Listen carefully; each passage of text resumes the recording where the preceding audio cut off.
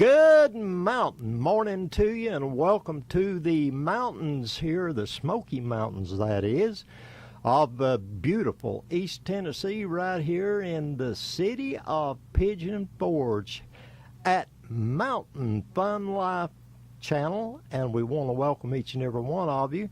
And we've got a lot of catching up to do. We were out last week because we had bad weather moving in, and Josh Hughes was in a bad mood. And no, yeah, we got to rib him a little bit. we had bad weather moving in. We didn't. Yeah. Oh man, he's on a roll. He's got our buddy here, Mr. Coker, and he's in rare form this morning too. I mean, we just about had a meeting in here this morning before we got going, didn't we? Well, you got on a roll. Well, we did. Yeah. We had a meeting, and we've already had a really good fellowship and a really good time here at Mountain Fun Life Channel, and that's what it's all about: having a lot of fun and blessing.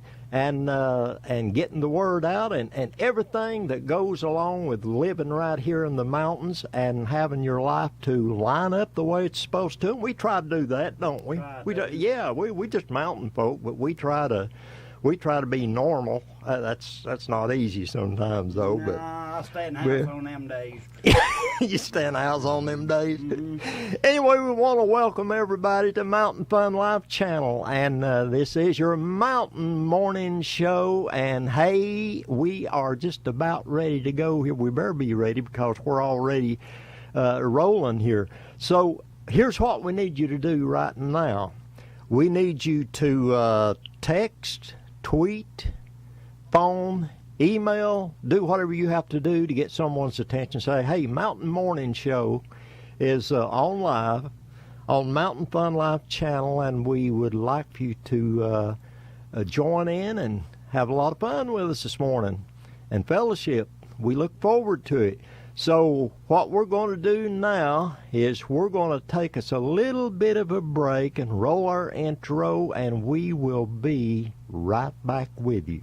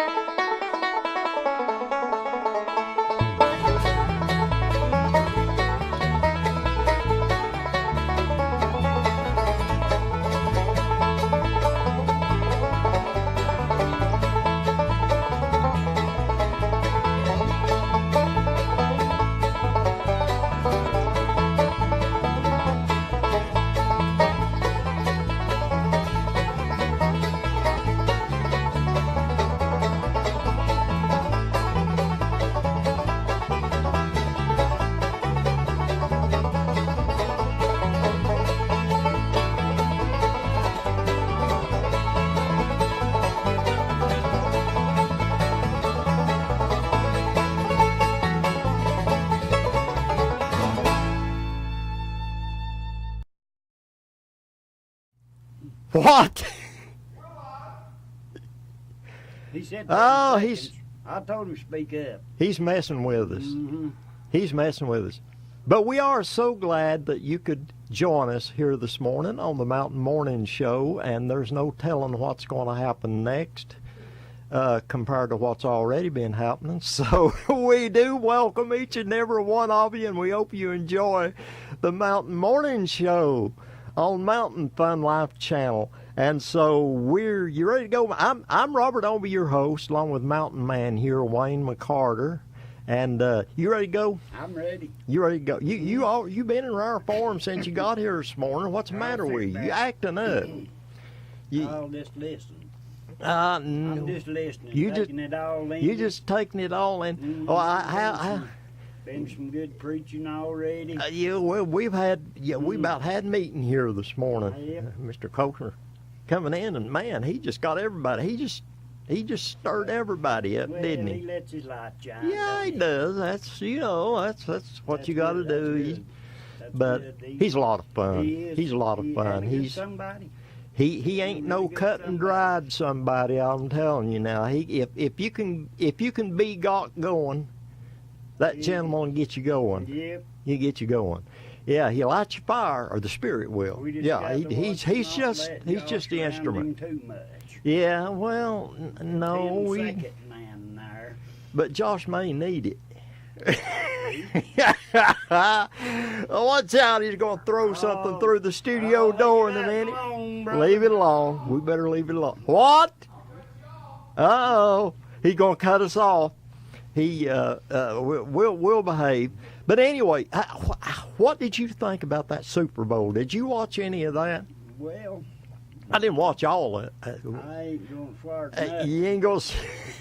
But it wasn't so super, was it? It wasn't so super, and from what I hear, the ratings were way down. Evidently, a lot of people, they weren't too happy with the way that it all went down, and it was kind of boring. I mean, it was a very defensive game. But I don't get into ball games that too much anyway. But I just did watch it because it is the main event for the football season. So I don't get all wrapped up in it like a lot of people do, though. I don't go ape if my team doesn't win. And cuts into my Western. Cuts into your Western, you Lone Ranger and all that. Yeah. Well, I can understand that. I grew up with them, and it's a lot of fun. But anyway, we you've been out hanging out on us here. You've been kind of out of the loop here for a while with a little bit of health issue, Little bit. or maybe a lot. But you getting? I'm doing better. Yeah, you're looking better. Well, maybe not looking better, but you seem to be feeling better. Depend on somebody other than the doctors, then you do better. Well, yeah. I believe it's a little bit over medicated there, Brother Robert. I think that happens a lot of times with a lot of people, and there is such a thing as being over medicated. But we're glad you're back in here with us, and so we're just going to roll right along here. We got a lot of things going on. We got a lot of things we need to catch up on since the weather kind of knocked us out last week. Now, I would like to tell you folks this: we're in kind of a time frame here in a situation where that we're going to be doing some things to help advance the programming here, and at least our part of it. We need advanced. We need advanced. We're going to be doing some Smoky Mountain heritage videos that we're going to be incorporating into the program a little later on. Now, for the next few weeks, I don't know exactly how many, but for the rest of the duration of the winter, we may not be here every single morning on the morning show. We may have to drop out a time or two. We got a lot of things going on. I'll put it that way. We got a lot of things going on. So we may not. We're trying to get a bunch of stuff together and get organized. We need organized, don't we? Mm-hmm. But no, we do have a lot. We have the new TV channel going on, and the IMTV. Okay. Thank you, Josh. What he said. We got that going on, and we got Creative Christian Network, IMTV, yeah. And that's Independent American Television Network, I think is the way you say that in full. But we got that going on, and we've got Creative Christian Network. Of course, we got the radio. We got the radio going. We got the Creative Christian Radio Network, and we've got the Mountain Fun Life, which I'm trying to deal with, and which has been, I'm telling you, been number one over and over and over, and I'm pleased with that. And but we've got so much going on right now. Like I say, there might be a morning show that you might come on, or we may not be on here that particular morning. But don't get disheartened or think that we've left you, because, as I say, we got a lot of things we're pulling together and a lot of things going on. So if we do have to drop out one morning on the Mountain Morning Show, well, then you just keep following, because we will be back, and it'll be better, because we got a lot of good ideas, a lot of things we're going to be doing on the Mountain Morning Show. And so the weather, too, is a factor. A lot of times we don't know, like last Monday, or last Tuesday morning. I'm still on Monday morning. The last Mountain Morning Show, I'll put it that way, we had bad weather coming in, and so if you tried to catch the program and we didn't show up, well, it's because we didn't want to have to skate over to the studio, and we didn't want to get out and get caught and not be able to get back home, so we did miss the last show. So take into consideration that there are circumstances this time of year that will not be exactly on the dot every time with each show, but we will try to keep you informed, but we don't always know, especially with the weather. And this time of year, the weather can change. I mean, now you think about it. We had the sleet, the snow, the rain, the ice, and the extremely cold weather, and then now we're back up in the 60s and getting ready to go right on up into the 70s. And this time of year, that's the way it happens. What you got to say about that? If you don't like the weather, stick around. Stick around, it'll change. Mm-hmm. That's yeah. Just stick around, it'll change. That's the way it is here in the mountains and in the valley around the mountains here, the Smoky Mountains area. Almost hourly. Yeah, you could changes. Yeah, it's something else. And but anyway, it's that makes it interesting to live here. You know, you don't really, the weather's kind of like us. You don't know what to expect next out of it. No, it just keeps coming. But anyway, I want to talk just a little bit here to you about the books, the new book that I've authored. What is the Curse of the Law? I had that little first run that you always have some glitches and some typos. You have to make some changes and correct a few things, and you still don't get them all done, I'm sure.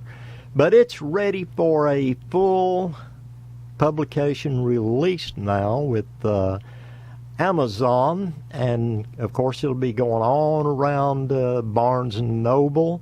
And got a new one that it's going to be going to. It's going to be going to gobook.com, gobook.com.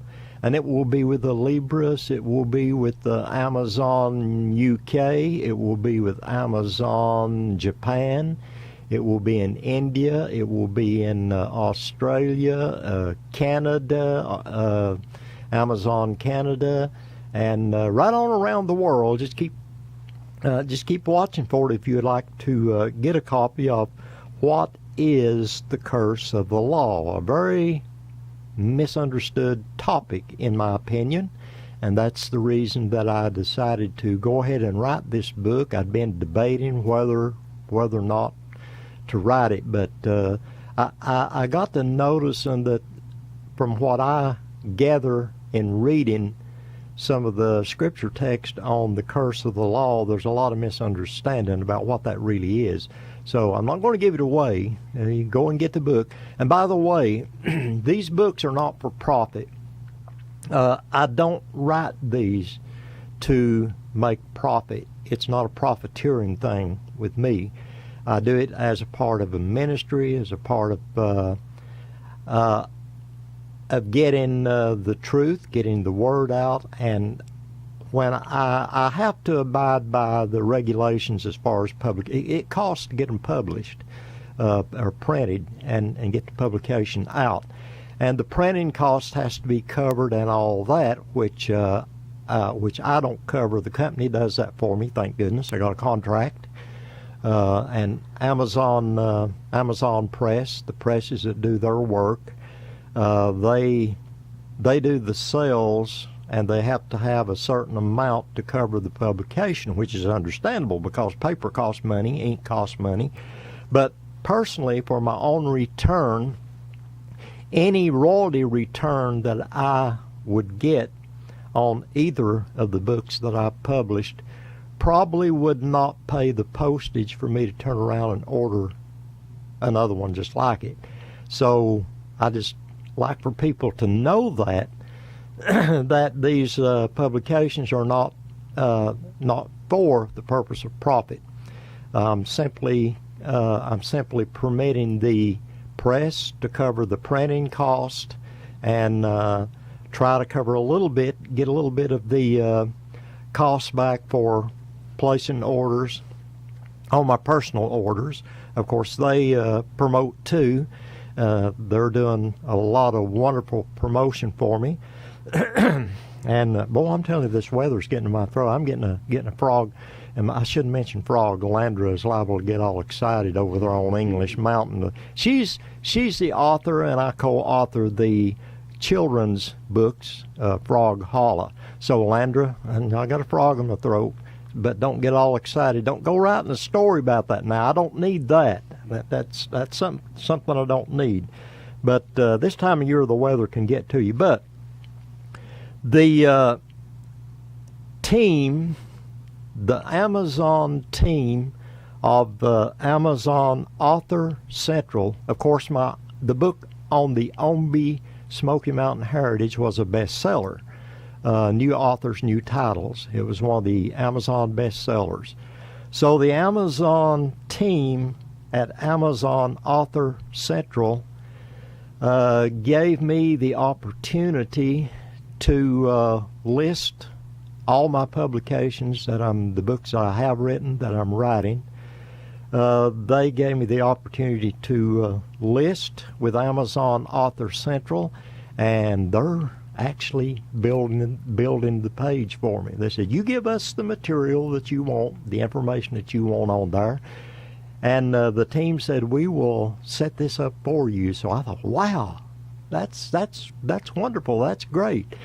So we got the OWNBY family Smoky Mountain Heritage book, the bestseller.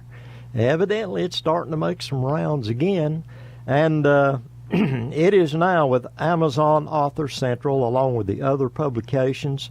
The book, What is the Curse of the Law, is also listed there. The Frog Holla books are now listed there too. Landra, I got them listed. They're there. And the fine team at Amazon Author Central is doing some mighty, mighty fine, lining all the information and the covers, book covers and all that, and getting all that lined up, and I'm really pleased. I don't think I could have done that by myself. It takes a professional team to do stuff like that, and when it comes to literature, I've never considered myself that much of a literary person. I never was really that good in English and literature and Shakespeare and all that, you know. But when I got something to say or something to write down what I'm saying or want said, put it in print, I just do it. And I'm not mistake proof, folks. I'll let some errors slip through. And but anyway, the message, that's what's important. If I can get it said and get it said to where people can understand it, that's what counts. So we got that, and I'm working on the final chapter of the Ogle book, the Ogle family on my mother's side, genealogical, historical, and historical, not hysterical. And it may be historical sometimes. There's some funny stuff in there. On the Ogle book, the Ogle Smoky Mountain History. So hopefully I can get that one published here. I'm down to the photo section, putting the photo section in the final chapter. Going to be working on that probably Friday, and then after that, we'll make sure we got it all lined up and ready to send in and get it sent into the press and published and ready to go for the historic Ogle family. So I'll be bringing in a copy, and I'll show you kind of what it looks like. Or you can go to Amazon Author Central and get it done, and there will be some information at Amazon Author Central, GoBook.com, and Barnes & Noble. It will also be available through Barnes & Noble. And so getting the final chapter of the Ogles, man, that sounds kind of really final. Maybe I shouldn't have said that. The final chapter concerning the I'll put it that way, the final chapter concerning the Ogles. And so I'm looking forward to getting that finished. And we're going to be, now on these video clips that we're going to be doing for Mountain Morning Show here, we're going to be doing some interesting historical video clips. We're going to be on location at some areas talking about some of the historical events from the past here in East Tennessee, especially the Superior County area. A lot of people know about Wires Valley. And you remember when they had the Fort Wire Zoo, and the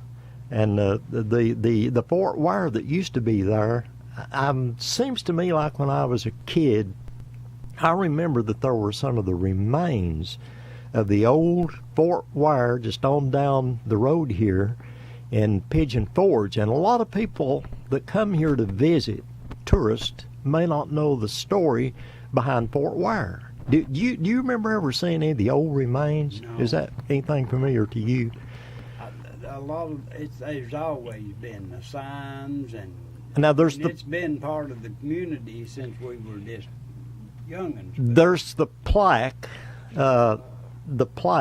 down at Library Street, Library Avenue, something. A lot of people talk about Colonel Wire. Colonel Wire, and he was the one kind of in charge. Wires Valley named after him, and a lot of people go into Wires Valley and come to Superior County and hear that particular name, and they may not know the story behind it. So we're going to try to get into some of the highlights of Fort Wire and General, Colonel, one of the two. Well, I don't remember which one he was.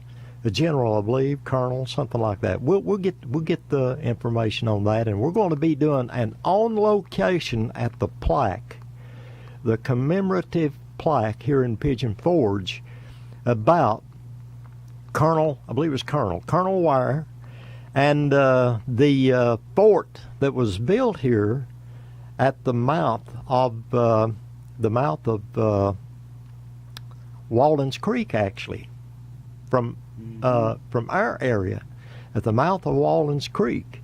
So Walden's Creek, now that's another one we'll be talking about and doing. We'll be doing a little bit of how did it get that name? A lot of creeks around here. We've got Lost Branch. I often wondered how that got its name. Maybe we can dig into that.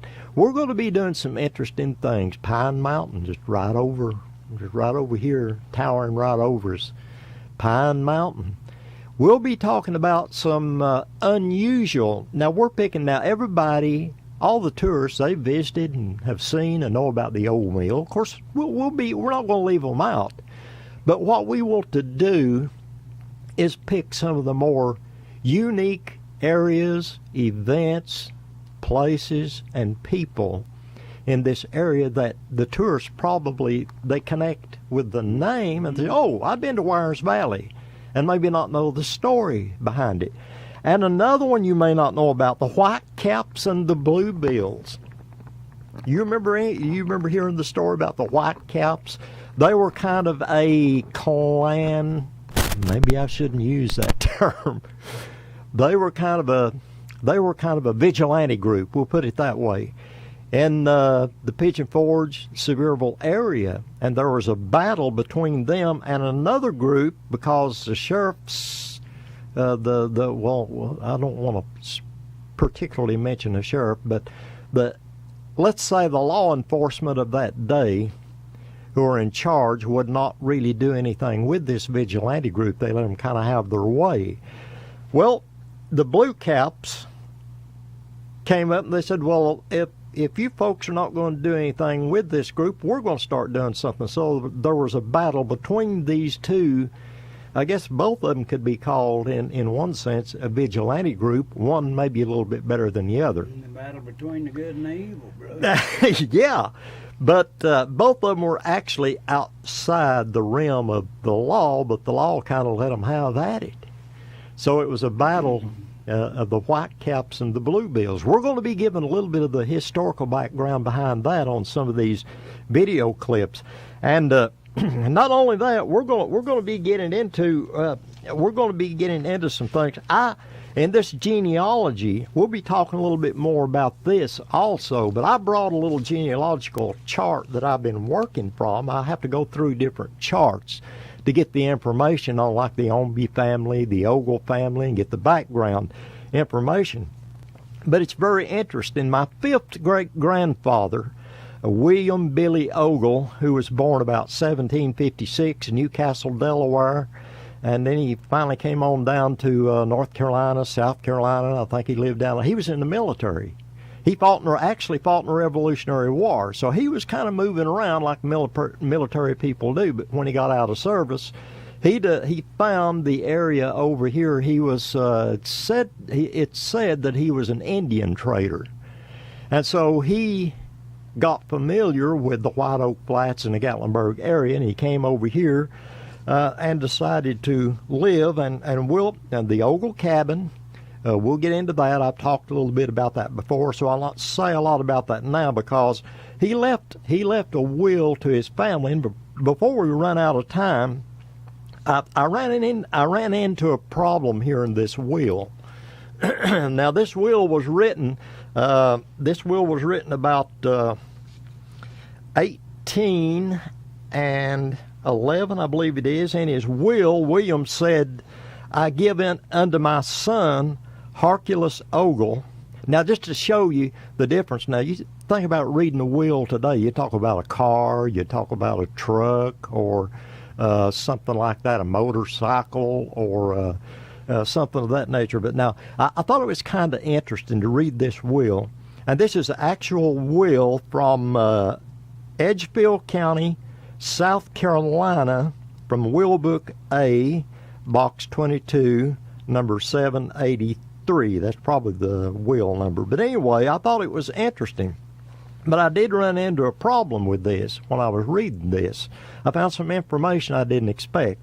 It says, in his will, William said, "I give unto my son Hercules Ogle that 100 acres of land he now lives."